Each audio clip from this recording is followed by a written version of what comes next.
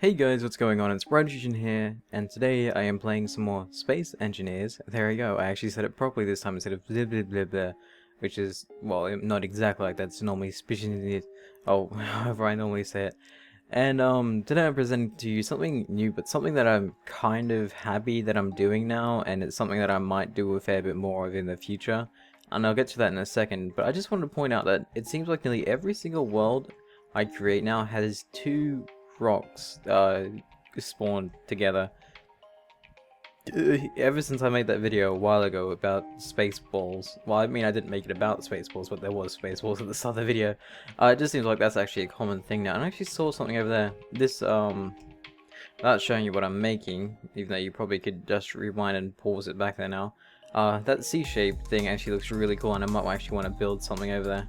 So anyways, a little bit of backstory is a few years ago when when I used to play the Halo series quite a lot, they had a sort of game mode or a section of the game called Forge, which allowed you to create your own arenas or mini games, and this game kind of reminds me a lot of that in the sense that we can make sort of levels and mini games and all that. And so today I have made myself a little level that I thought would be interesting, and you can expand upon this in so many different ways, which is why I love it, because now that I realize I can do this, and now that I've actually given it a shot, there's just so much stuff I can do, and so much stuff I really want to do with it. So I haven't named this yet, so I'll let you guys name it. Try and give it a really cool name.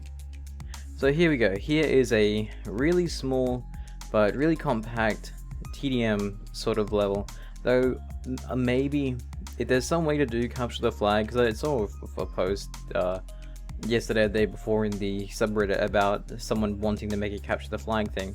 I had already been making this, and I was trying to figure out how to incorporate capture the flag, and I still can't exactly do it just yet.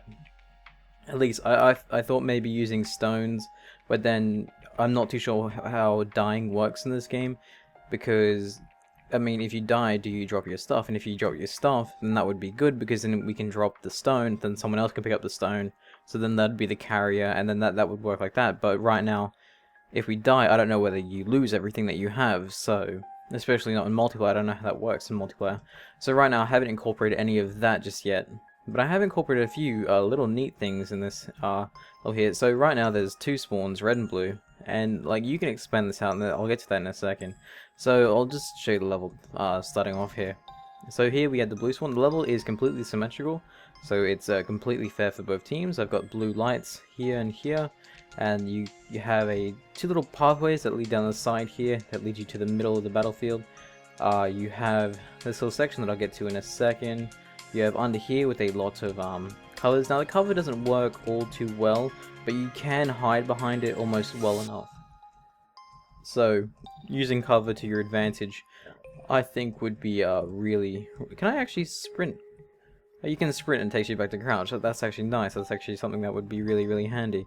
And so there's this few little center points here where you can maybe get like an above advantage on the people who are hiding behind the barricades. So a cool thing, as you guys have noticed, there's two sections here that are extremely high up, and the way you get to them is my grav lifts. Yes, I had a grav lift. These are what these lights are. Each team has it, and if I turn my HUD on, you guys can see the gravity's fine all around here. But when you get here, the gravity lifts you up and puts you up here. I've had to put this in here because it'll just launch you up, and you don't go away. You just launch up and you don't have any direction. So I thought if I had this here, it'll kind of push you forwards, and that's basically what it does. It pushes you up here. So now you have this slightly vertical advantage where you can see all the enemies. Let me actually pull my gun out so you guys can see. So I can actually now gun down anyone who wants to take little tunnels on the side. I can tell my teammates where exactly they are, and you know, that's basically how this little top part here actually works, which I thought was really quite cool. And I'll show you the red guys spawn as well, even though it's not any different. It's just, whoops. Oh well, that's the underworkings. I'll get to that as well. I need to show you guys that. Okay, so here we have the red spawn yet again, red lights, they can go up here, and they also have the, like I said, the view of the base, and it seems to be pretty fair with like the lighting as well, because the lights come down kind of almost directly down, so no base is really left in the darkness, though I can imagine having a base set underneath like a stone or something where the sun doesn't shine. And so that's how this area here works. Now I'll show you something really quickly here. If I remove that little pillar, because this is the worst part about trying to get the gravitless, because I had to use 2 of them to go against the gravity, and I'll show you that right now actually. So right now there's one gravity field, this one in the middle here, that controls the whole thing that pulls you down to the ground, so that's normal. Now if I wanted to have a gravilet, you need one that goes against it, clearly. But 1 on 1 just negates out. It just creates a no gravity field, just because, like I said, they counterbalance each other. So I had to have 2. So now I have 2 that affect a really small area. If I go like that, that is Alt, Shift, and F12. You guys can see that they affect just a really short area. Just a like a 1x1 little area here is enough to push you up into that rock, and that'll push you forwards. So that now having 2 against 1 is enough to actually pull you up at the weight of 1g. So that's how that works. Let me turn that off again. You guys don't need to really see that once you've seen that once. And that's how it is on the other side as well. But if I got rid of that little barrier thing here, I'll show you how far it actually launches you. It doesn't... Oh, really? Last time you launched me so damn far, I could literally get to the other base. It doesn't seem to want to do it now. Yeah, unless it was just blue. Oh no, okay, I guess not. Maybe I don't need that thing in the middle one. I still like to have it there. Oh, there we go. Hello. It's a bit finicky how it works, because it does try to turn you around as you go up through the gravity. So as you guys can see, it kind of turns me to my side when I do that. But I just thought, as a precaution, I'd have this little barrier thing here just to stop you, and also just has the design where I've got these little pillar things sticking up. This does remind me of a Halo map. I don't know what. I don't know what map it reminds me of, or some sort of old Quake or DeathMatch. Just with this pillar thing on either team's side, and you guys can see that it has a little light on top, so you guys can see which team's which. It's really cool. I like how this turns out, and I really do like having this verticality swap, because I mean they asked us to do the damage clearly, but not so much as the people on the ground there, and the other team has that advantage as well of using that. So I mean, you can easily hit them, as you guys can see right there. But the one thing I love about doing this sort of thing in Space Engineers is the fact that there's so many different possibilities of things that you can do, and things that I probably will be doing in the next few episodes, and that is altering gravity through different sections. So instead of just having a flat ground like this here, you can have people fighting on walls and using that to their advantage. So in one section the level could be flat, whereas there'll be a wall beside it that other Space Engineers can be running across that can be shooting at you. So you can have that as well. If you want to go even bigger, you can have just a massive base or something like this, with ships that can then fly to the enemy's base, and you can have a space combat kind of like Battlefront, and that's probably what I'm going to be doing at some point.